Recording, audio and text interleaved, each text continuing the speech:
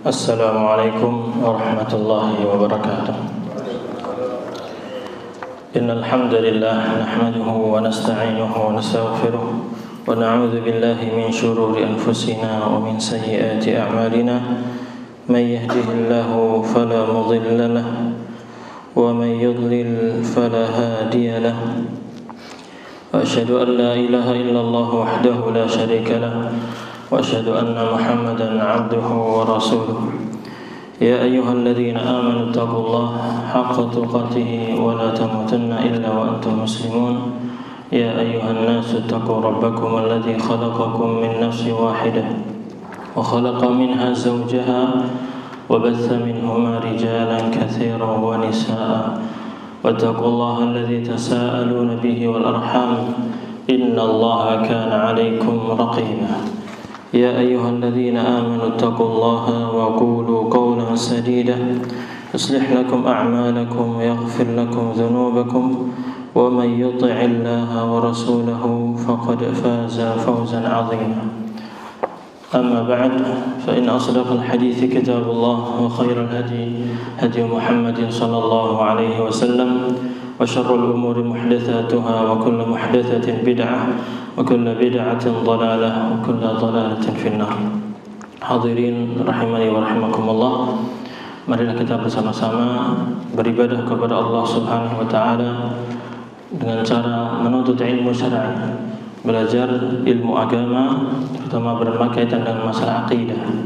Karena ilmu ini adalah menuntut ilmu itu adalah merupakan salah satu jalan menuju jalan surga. Bahkan Nabi SAW mengatakan, "Man salaka tariqan yaltamisu fihi ilman, sahalallahu lahu bihi tariqan ilal jannah." Siapa yang menempuh perjalanan untuk menuntut ilmu, maka Allah akan mudahkan jalannya menuju ke dalam surga, menuju ke surga.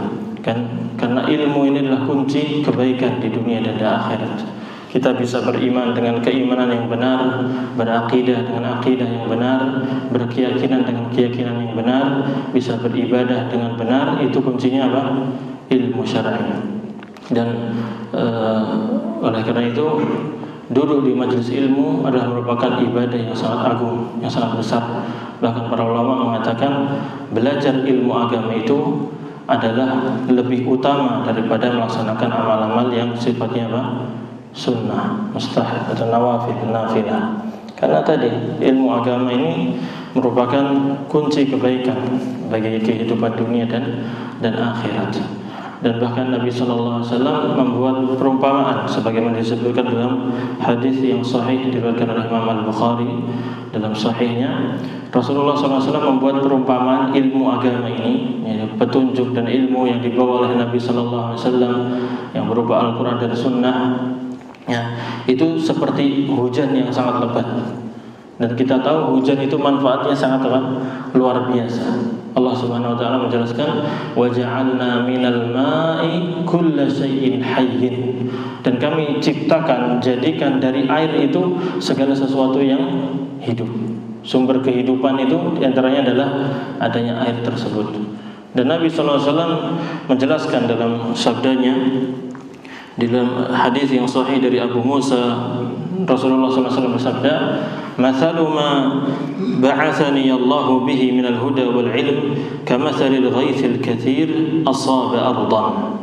Perumpamaan petunjuk dan ilmu yang Allah Subhanahu wa taala utus saya untuk membawa petunjuk dan ilmu itu adalah seperti apa? Air hujan yang sangat banyak, yang sangat lebat, yang sangat berkah, yang menimpa sebuah tanah ataupun bumi ini.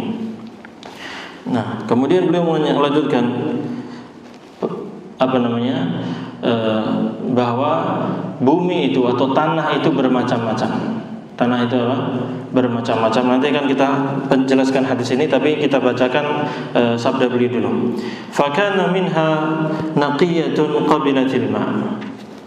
Ada tanah itu yang subur, yang menerima air tersebut, menerima hujan itu, fa'ambatatil kala wal ushbal katsir, sehingga dia pun menumbuhkan tumbuh-tumbuhan, menumbuhkan rerumputan dan tanaman-tanaman yang sangat banyak.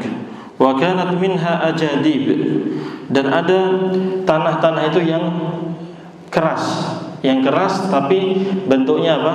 Cekung, sehingga bisa apa? Menerima air, lalu air itu menggenang di tanah tersebut. Ya. Amsakatil ma, lalu dia tanah tersebut bisa menerima air, dan seperti kalau di kita seperti kolam-kolam, seperti apa? Sungai, seperti danau, ya, sumur, diantaranya juga dia menyimpan apa? Air, dan itu bermanfaat. Fa nafa'allahu bihan nas, lalu dengan tanah tersebut yang menyimpan air tersebut, Allah Subhanahu wa taala menjadikan itu bermanfaat bagi manusia. Fasharibu wasaqaw wazara'u, sehingga manusia pun bisa meminumnya, bisa mengambil air di situ, kemudian untuk digunakan dalam kehidupan sehari-harinya, bisa mereka gunakan untuk bercocok tanam. Wa asabat minha ta'ifatan ukhra, dan air tersebut juga menimpa kepada sebagian tanah jenis yang lain. Innama hiya qi'an, itu tanah yang gersang, tanah yang gersang, yang tidak bisa menumbuhkan sesuatu apapun. La tumsiku ma'an, yang tidak bisa mengumpulkan atau membuat air itu tergenang di situ. Wala tumbitu kala'an, dan tidak bisa pula menumbuhkan tumbuhan-tumbuhan. Fadzalika mathalu man faqaha fi dinillah, itulah permisalan orang yang paham tentang agama Allah. Wa nafa'ahu ma ba'athani Allahu bihi, dan Allah Subhanahu wa taala menjadikan ilmu yang sampai kepada dia itu bermanfaat bagi dirinya. Fa'alima wa 'allam, sehingga dia mengetahui ilmu agama itu dan dia mengajarkan kepada orang lain. Wa mathalu man lam yarfa' bidzalika ra'san wa lam yaqbal hudallahi alladhi ursiltu bih, dan itu juga merupakan permisalan orang yang tidak pernah memperhatikan masalah ilmu agama, tidak mengangkat kepalanya kepada agama, artinya tidak peduli dengan ilmu agama, dia berpaling dari agama tersebut. Wa lam yaqbal hudallahi alladhi ursiltu bih, dan dia tidak menerima petunjuk Allah yang saya diutus dengan membawa petunjuk tersebut. Itu lafaz dari Nabi Shallallahu Alaihi Wasallam. Untuk lebih memperjelas lagi, akan kita jelaskan gini. Rasulullah Shallallahu Alaihi Wasallam memisalkan ilmu agama ini, Al-Quran dan Sunnah, ya, ilmu-ilmu yang sekarang disampaikan oleh para ulama dan ustadz-ustadz kita, ustadz Ahlussunnah wal Jamaah, itu seperti apa? Air hujan yang lebat, yang manfaatnya banyak, keberkahannya sangat banyak. Namun manusia yang ada, yang disampaikan ilmu kepada mereka itu seperti tanah itu bermacam-macam. Kita manusia ini apa? Bermacam-macam. Ada orang yang ketika disampaikan ilmu dia paham dan dia memahami, dia mengamalkan. Bahkan tidak hanya itu, dia apa? Mengajarkan kepada orang lain. Itulah yang disebut tanah yang apa tadi? Yang subur. Yang ketika turun air kepadanya, tumbuh-tumbuhan, mulai rerumputan, makin ada sayur-sayuran, ada buah-buahan, ada pepohonan yang sangat lebat, bermanfaat. Ada juga yang bermanfaat lagi, tanahnya modelnya apa tadi? Seperti kolam-kolam, ya, yang seperti kolam, seperti danau, sumur-sumur, itu menampung air dan bermanfaat bagi orang lain juga. Bisa diambil airnya, bisa dimanfaatkan. Ya, seperti itulah orang yang berilmu. Orang berilmu, dia belajar ilmu agama. Ya, kita sekarang juga termasuk yang sedang belajar ilmu agama. Dia pahami sehingga bermanfaat untuk dirinya. Ya, tumbuh keimanan itu. Yang dulunya gersang hati kita, setelah kita mendengarkan kajian, bertambah keimanan kita, tumbuh keimanan dalam diri kita.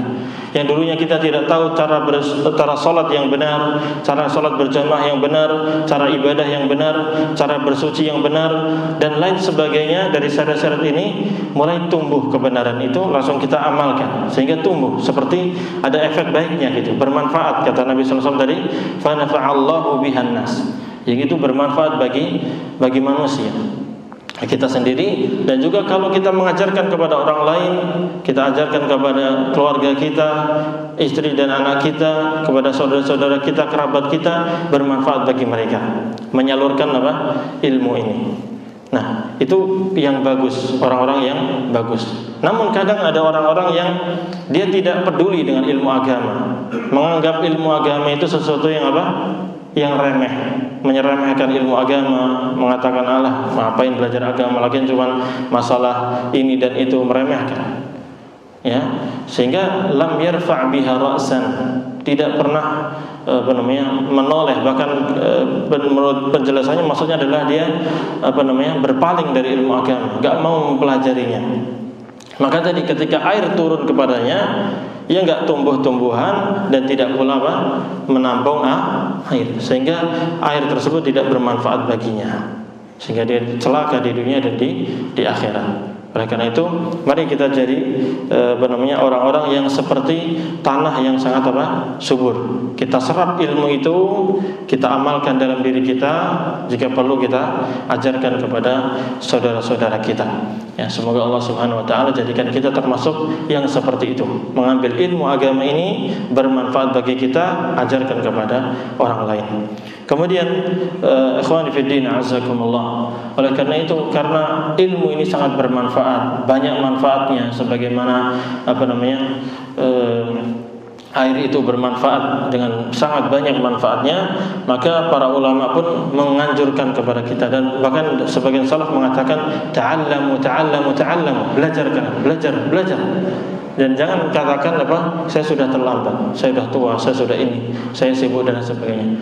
Berikan waktu porsi kita dalam kehidupan sehari-hari kita ini, sisihkan waktu, kalau perlu berikan waktu terbaik kita ketika otak kita masih fresh, ketika kesempatan kita masih banyak untuk belajar ilmu syar'i.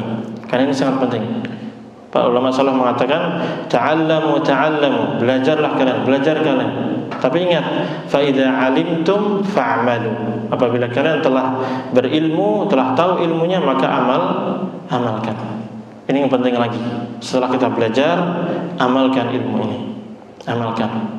Jangan sampai kita belajar ilmu hanya sekedar menghadiri kajian, hanya sekedar tahu, tapi dalam kehidupan sehari-hari ketika kita berinteraksi kepada Allah Subhanahu wa taala, beribadah masih seperti itu saja. Kekhusyuannya masih seperti itu saja. Ibadahnya masih kurang.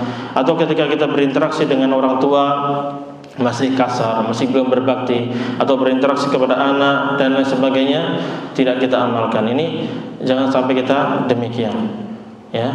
Kita hendaknya mengamalkan ilmu yang telah kita pelajari ini, praktekkan. Semoga dengan itu ilmu itu akan bermanfaat bagi kita semuanya. Baik, ma'asyiral muslimin rahimani wa rahimakumullah. Kita melanjutkan pembahasan kita berkaitan dengan iman kepada Allah Subhanahu wa taala, bahwa Allah itu Subhanahu wa taala betul-betul ada. Itu adalah merupakan keyakinan yang harus ada dalam hati kita.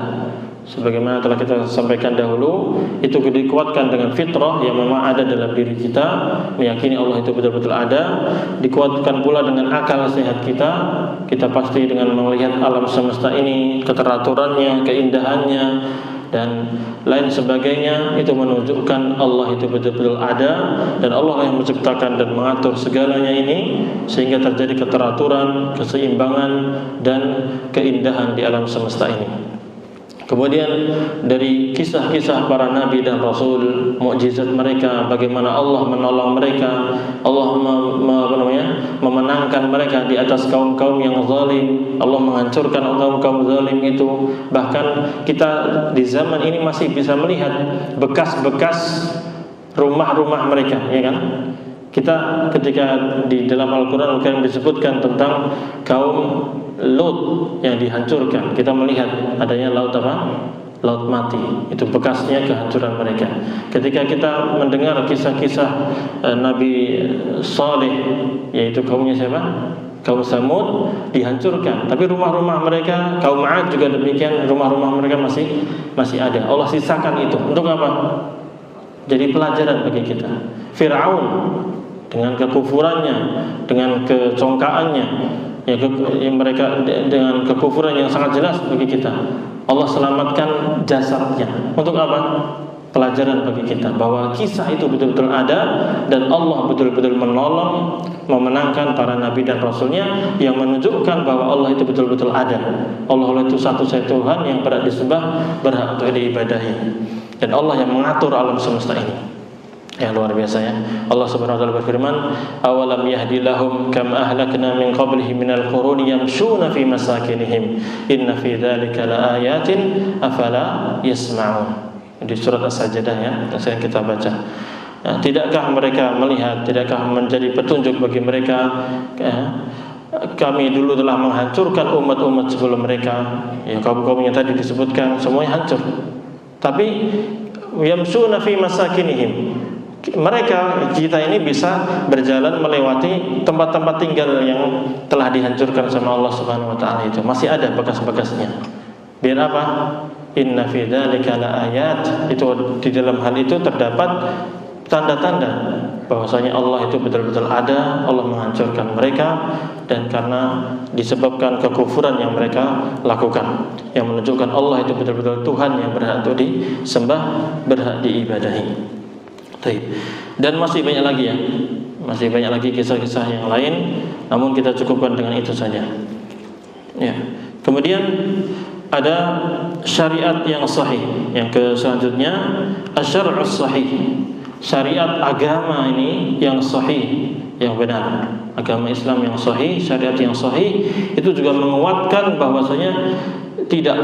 bahwasanya yang membikin syariat ini, yang membuat peraturan-peraturan dalam Al-Quran dan Sunnah, itu pasti Allah Subhanahu wa ta'ala. Asy-syar'us sahih, yaitu syariat yang sahih, wa huwa natiqul kitab wa sahihis sunnah. Itu adalah lafaz yang jelas dari Al-Qur'anul Karim dan juga hadis yang sahih. Itu menunjukkan Allah itu betul-betul ada. Ya, kalau di penjelasan dari penulis ini menjelaskan bahwasanya Al-Qur'anul Karim Allah Subhanahu wa taala turunkan kepada Nabi Muhammad SAW dengan bahasa Arab dan sangat sempurna, tidak ada cacat di dalamnya, dan menjelaskan segala sesuatu. Demikian pula hadis Nabi SAW menjelaskan segala sesuatu, baik berkaitan dengan hal-hal yang gaib atau berkaitan dengan sesuatu yang terdahulu ataupun yang akan datang, atau berkaitan dengan ilmiah, masalah permasalahan ilmuwan yang sekarang dikupas sama orang-orang ilmuwan, baik ilmu kedokteran, ilmu sains dan lain sebagainya. Itu semuanya dijelaskan dalam Al-Qur'anul Karim secara tersirat ataupun tersurat. Dan itu menunjukkan Al-Quran betul-betul dari Allah Subhanahu wa ta'ala. Termasuk juga syariat Islam yang sangat lengkap, sangat sempurna, semuanya dibahas dengan detail. Itu menunjukkan gak mungkin yang bisa membuat syariat seperti ini kecuali siapa? Allah Subhanahu wa ta'ala. Allah Subhanahu wa ta'ala berfirman dalam surat An-Nisa ayat 82. Afala yatadabbaruna al-Qur'an?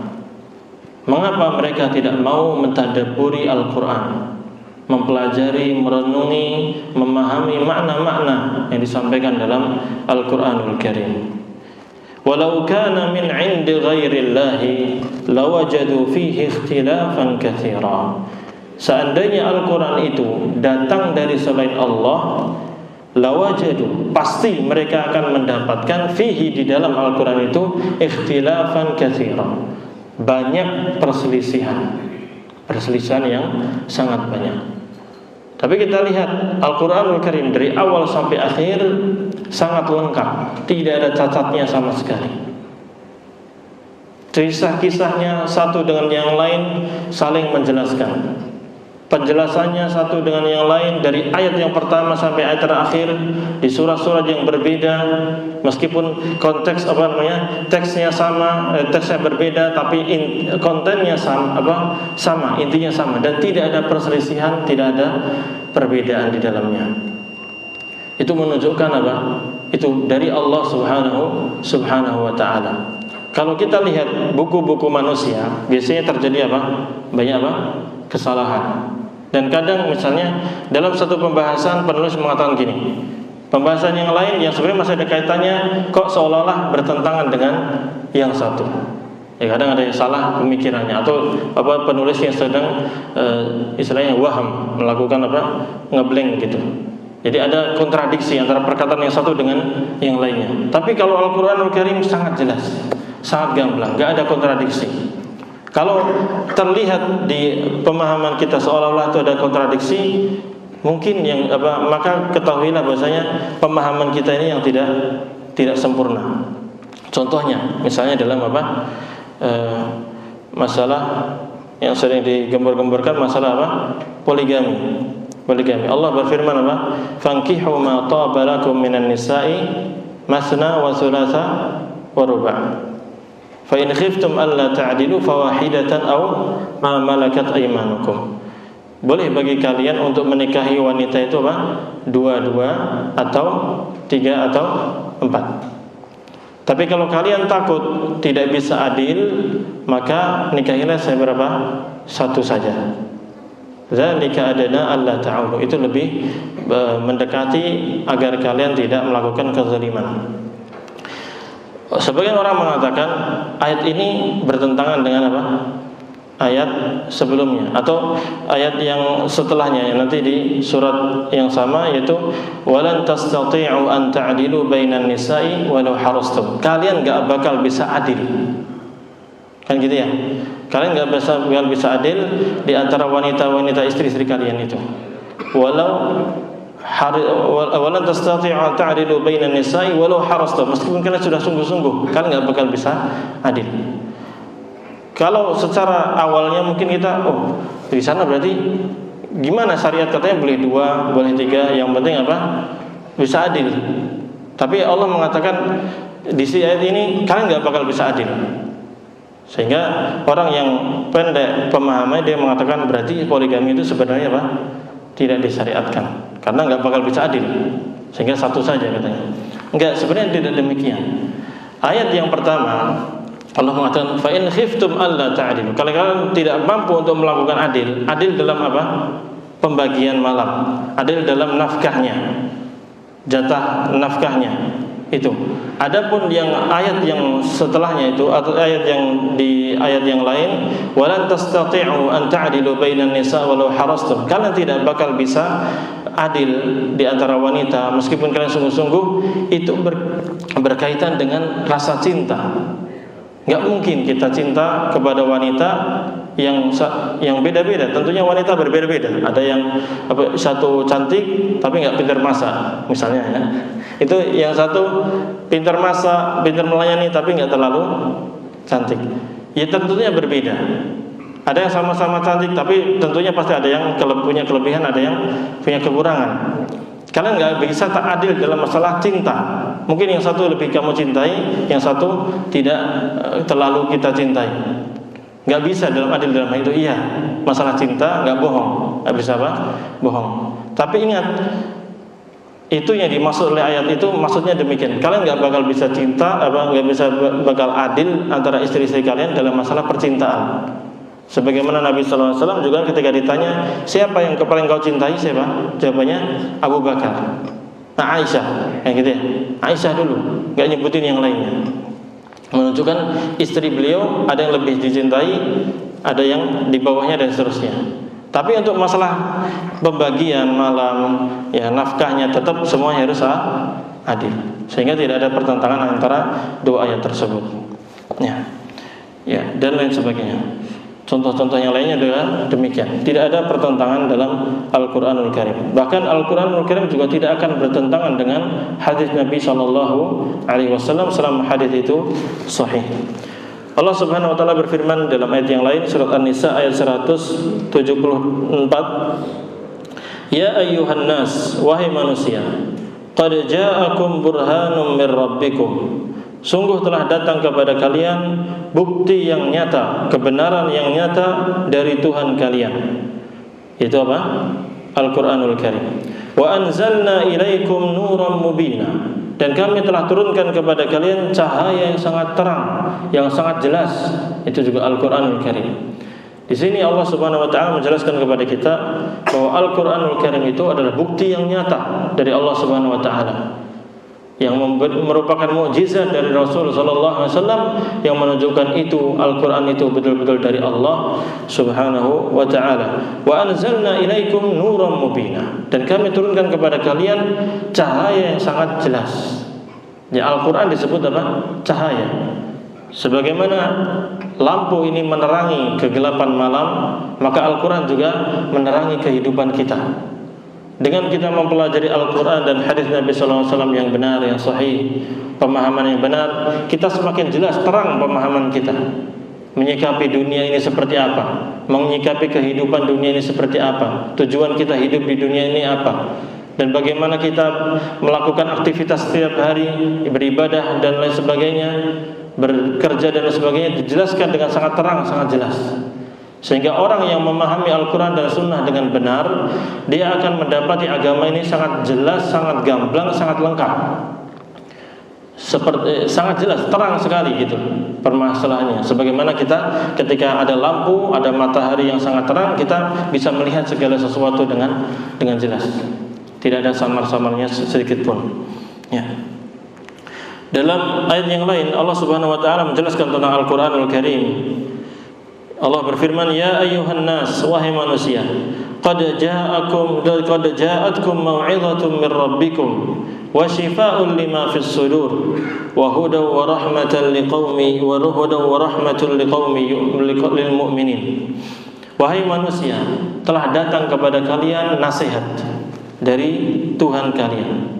Ini Al-Quran Al-Karim disifati dengan apa? Nasihat, mau'izah, nasihat kepada kita, wajangan kepada kita. Dan juga disifati dengan syifa, obat, lima fis sudur, bagi sesuatu yang ada di dalam hati. Ya, Al-Quran nasihat bagi kita. Kita sebagai manusia tidak sempurna, kita banyak kesalahan, kita memiliki hawa nafsu, kita kadang digoda oleh syaitan, maka perlu dinasihati dengan nasihat-nasihat agar selalu istiqomah di atas agama Islam, menjalankan perintah Allah dan menjauhi larangannya. Ya, nasihat-nasihat berupa perintah dan larangan ini agar kita itu istiqomah dalam keadaan Islam yang benar, dalam jalan yang lurus. Ya, kalau kita tidak mendapatkan petunjuk dari Allah, tidak mendapatkan nasihat dari Allah Subhanahu wa taala, maka manusia ini akan hidup seperti apa? Binatang ternak.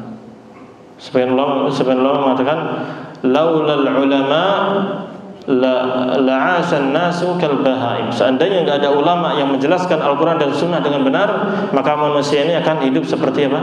Hewan ternak. Ini semuanya sendiri. Yang ini berzina, yang ini selingkuh dan lain sebagainya, ini minum khamr, semua dihabisin, ini melakukan pembunuhan, memaksa yang lainnya, rusak, kan gitu ya.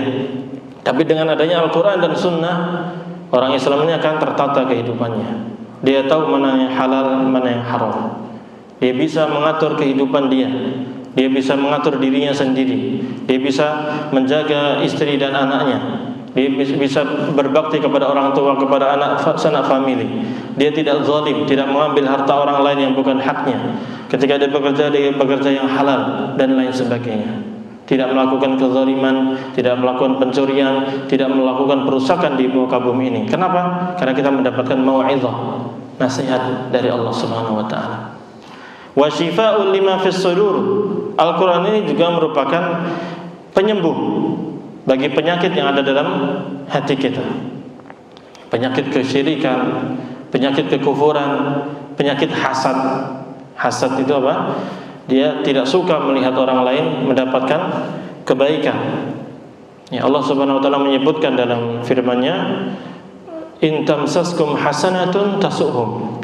Kalau kalian ditimpa dengan kebaikan, maka mereka enggak suka. Membuat kebaikan yang ada pada kalian itu membuat mereka sesak dadanya, sakit. Wa in tamsaskum hasanatun tasuhum wa in tusibkum sayi'atun yafrahu biha. Tapi giliran kalian ditimpa dengan musibah, ditimpa dengan keburukan, baru mereka apa? Senang, bahagia. Ini ciri-ciri apa? Orang yang hasad. Tidak suka kalau kita mendapatkan kebaikan, tapi senang sekali kalau kita mendapatkan musibah. Dan ini bisa disembuhkan dengan apa? Al-Qur'anul Karim. Dengan nasihat-nasihat yang ada dalam Al-Qur'anul Karim. Hidayah, petunjuk bahwa Allah Subhanahu wa taala memberikan rezeki kepada seluruh hambanya sesuai yang Allah kehendaki. Ketika Allah berikan harta kepada fulan, itu karunia yang Allah takdirkan kepada dia.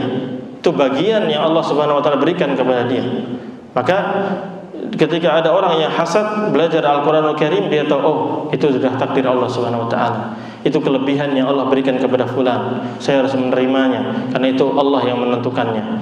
Semoga Allah memberkahi kehidupan dia dan saya berharap saya mendapatkan yang semisalnya atau atau yang lebih baik darinya, tanpa harus membenci orang yang mendapatkan karunia atau rezeki tersebut.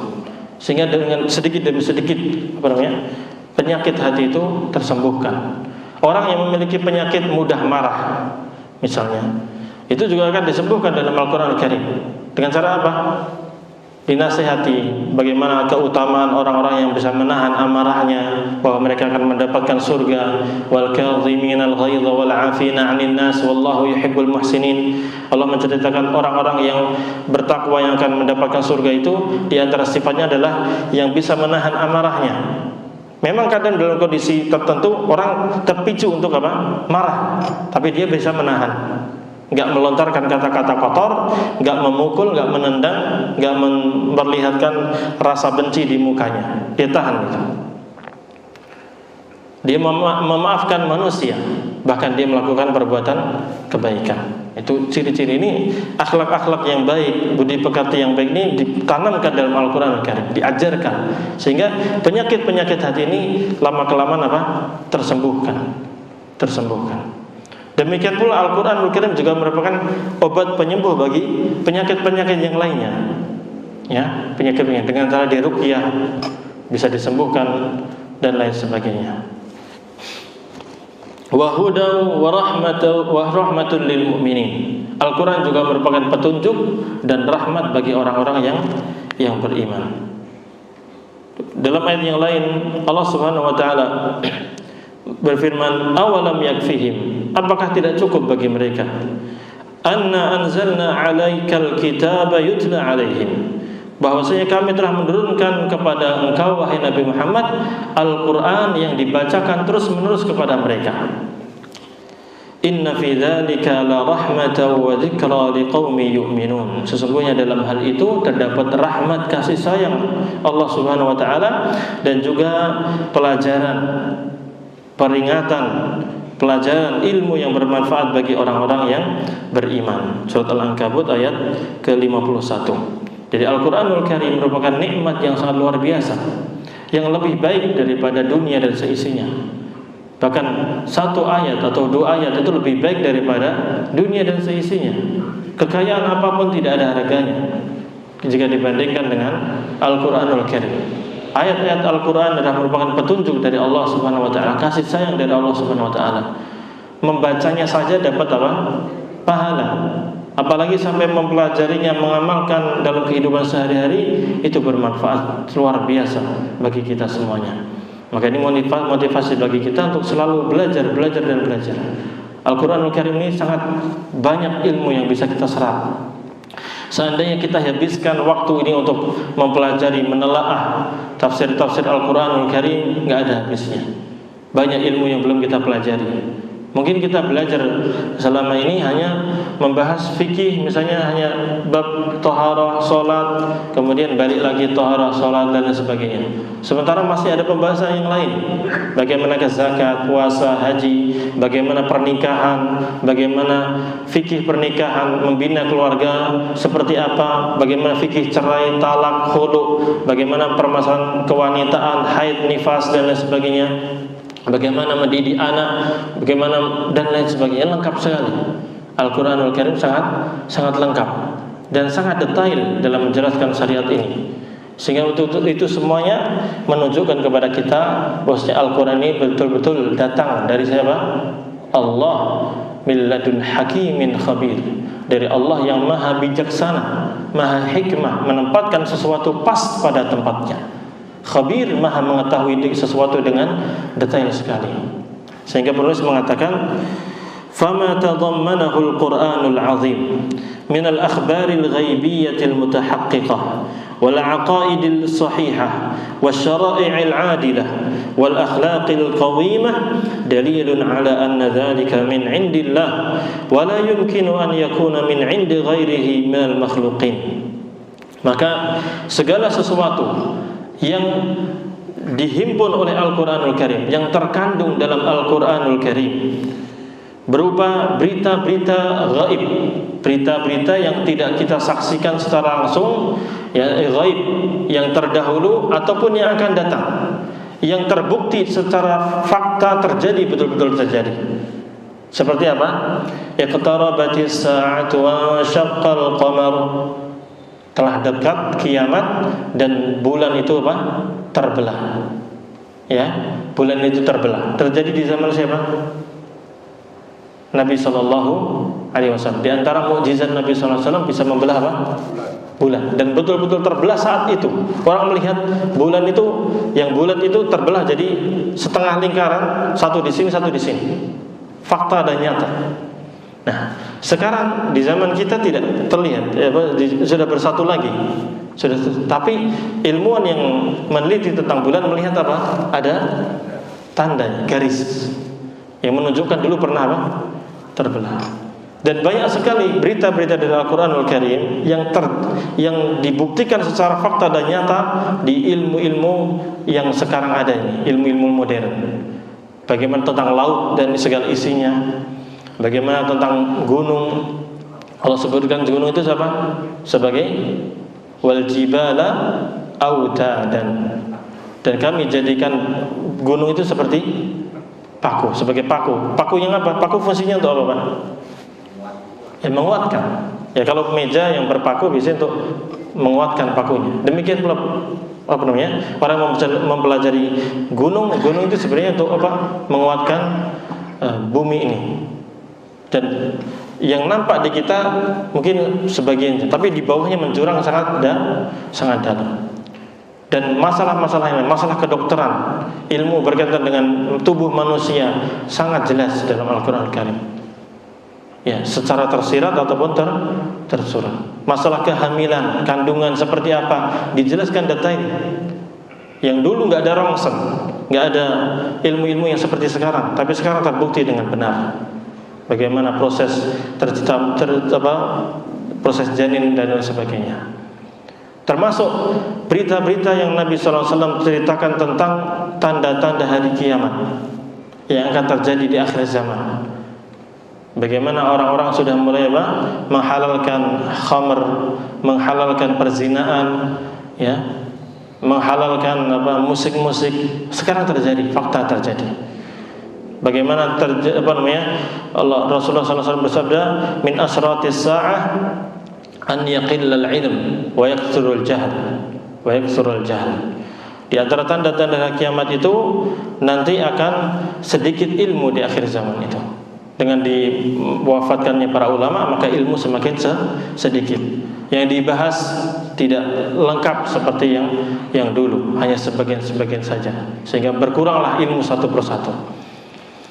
Wa yakthurul jahl, dan kebodohan merata di mana-mana. Ketika kebodohan merata di mana-mana, maka kerusakan pun merata di mana-mana. Dan di antara tanda-tanda akhir zaman itu nanti wa yakthurun nisa, wanita itu akan semakin banyak. Wa yaqillur rijal, laki-laki semakin sedikit. Kita melihat persentase wanita sekarang lebih banyak daripada laki-laki. Ya, bahkan nanti di akhir zaman akan laki-laki satu sebanding dengan 50. Ya, sangat banyak.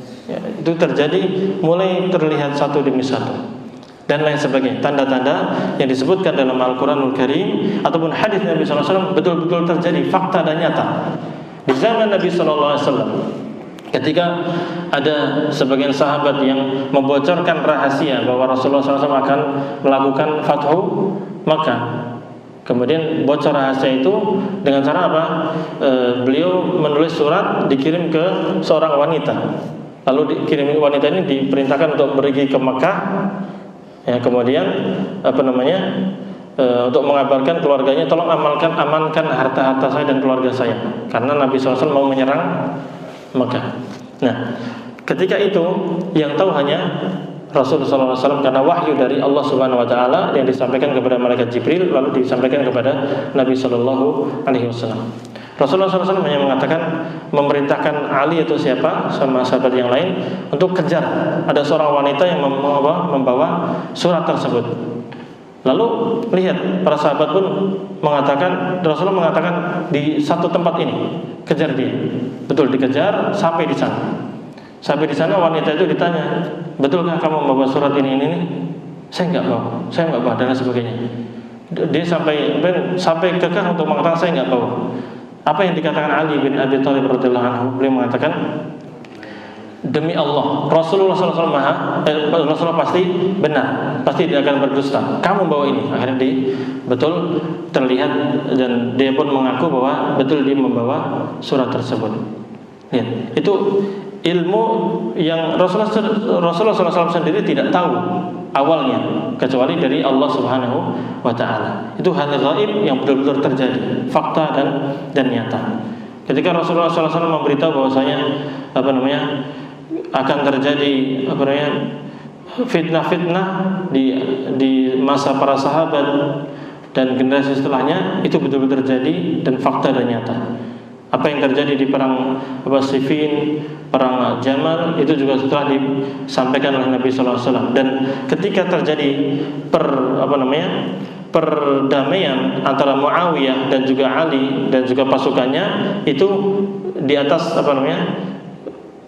jasa dari Al-Hasan, itu juga adalah disampaikan oleh Nabi Sallallahu Alaihi Wasallam. Itu fakta dan nyata yang menunjukkan Allah itu betul-betul ada, yang mengabarkan berita-berita gaib itu kepada Nabi kita Muhammad Sallallahu Alaihi Wasallam. Demikian pula akidah-akidah yang sahihah, keyakinan-keyakinan yang benar, ya, itu juga menunjukkan Al-Quran itu betul-betul datang dari Allah Subhanahu Wa Taala. Syariat-syariat yang adil, ya, syariat Islam yang sangat lengkap, yang menjelaskan sangat detail, itu sangat indah, yang membuat kalau kita mengamalkan seluruhnya maka kehidupan kita akan semakin baik. Itu menunjukkan tidak mungkin membuat syariat ini kecuali Allah Subhanahu Wa Taala. Syariat ini adalah peraturan-peraturan yang mengatur kehidupan kita, dan subhanallah bisa diterapkan dimanapun dan kapanpun. Bisa diterapkan di Arab, bisa diterapkan di Indonesia, dan di segala tempat. Dan bisa diterapkan di zaman Nabi SAW, dan bisa diterapkan di zaman kita dan juga generasi setelahnya. Kenapa? Karena itu syariat yang sangat adil, yang sangat cocok, yang sangat lengkap, dan bersumber dari Allah Subhanahu Wa Taala yang menciptakan manusia itu sendiri. Allah yang menciptakan manusia, tahu kebutuhan manusia itu apa saja, problematika manusia itu apa saja, apa yang akan terjadi pada manusia dari generasi satu sampai yang akhir nanti, Allah Maha tahu, Maha mengetahui. Dan Al-Quran Al-Karim menjelaskan segalanya. Jadi saya sampaikan, untuk mengurus diri kita sendiri, bagaimana kita mengurus berkeluarga, bahkan interaksi kita dengan masyarakat diatur sangat lengkap. Interaksi masyarakat dengan pemerintah diatur sangat lengkap. Bagaimana pemerintah mengatur negara diatur sangat lengkap. Bagaimana negara satu dengan negara yang lain, interaksinya seperti apa. Bagaimana interaksi dengan orang-orang, hatta orang-orang non-muslim, orang-orang kafir, jelas sangat gamblang dan sangat lengkap. Itu tentunya bersumber dari siapa? Allah Subhanahu Wa Taala. Demikian pula akhlak-akhlak mulia yang diajarkan dalam Al-Quranul Karim dan Sunnah Nabi Sallallahu Alaihi Wasallam, semuanya menunjukkan akan adanya Allah Subhanahu Wa Taala, dan bahwa Al-Quranul Karim betul-betul tanzilun min Rabbil Alamin, diturunkan dari Allah Rabbul Alamin, penguasa yang menciptakan, mengatur dan memiliki alam semesta. Sehingga penulis mengakhiri perkataannya dengan walihada, oleh karena itu lam yunkir wujudallahi haqiqatan ahadun min bani Adam. Oleh karena itu, saking jelasnya permasalahan ini, permasalahan akan adanya Allah, bahwa Allah itu betul-betul ada, tidak ada seorang pun yang mengingkari akan adanya Allah Subhanahu Wa Taala secara hakiki. Tidak ada seorang manusia pun yang mengingkari akan adanya Allah secara sebenarnya. Ya, kecuali sebagian orang-orang dari ateis yang sebenarnya dia mengingkari diri sendiri, membohongi dirinya sendiri. Dan seperti yang nanti akan kita jelaskan siapa-siapa saja yang mengingkari adanya Tuhan, bagaimana syubhat mereka, dan bagaimana kita menjawab kerancuan pemahaman mereka. Baik, saya kira cukup demikian ya. Jelas insyaallah. Kita tutup dan doa kafaratul majelis. Semoga yang sedikit ini bermanfaat. Subhanakallahumma wa bihamdika asyhadu an la ilaha illa anta astaghfiruka wa atubu ilaik. Wassalamualaikum warahmatullahi wabarakatuh.